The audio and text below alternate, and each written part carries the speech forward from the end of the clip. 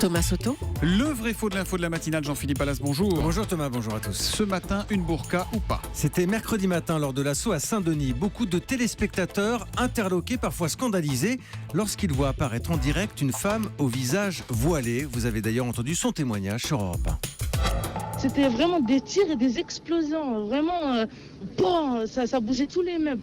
Voilà, des téléspectateurs nous ont contactés au sujet de cette jeune femme. Ils affirment qu'elle portait une burqa, ce qui est interdit par la loi. C'est vrai ou c'est faux?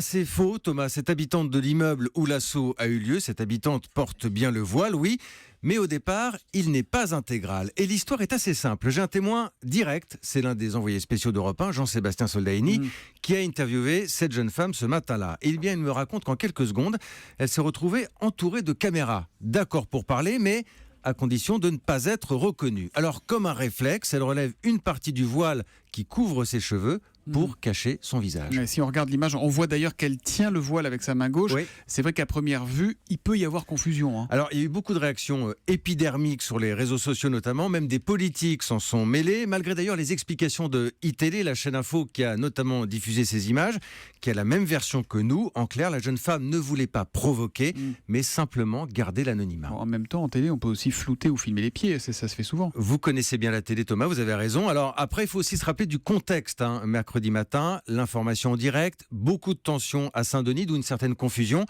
Évidemment, si l'interview n'avait pas eu lieu comme ça à chaud, on peut imaginer que l'image aurait été différente. Le CSA, le Conseil supérieur de l'audiovisuel, a réagi ou pas là-dessus? Alors, nous l'avons contacté. Il nous confirme que de nombreux téléspectateurs ont appelé suite à cette séquence. Et comme on dit là-bas, le dossier sera examiné. Bon, on en reparle dans quelques semaines. Alors, le vrai faux de l'info de la matinale, Jean-Philippe Ballas, tous les matins après le journal de 7h30 sur Europe 1. À lundi. À lundi.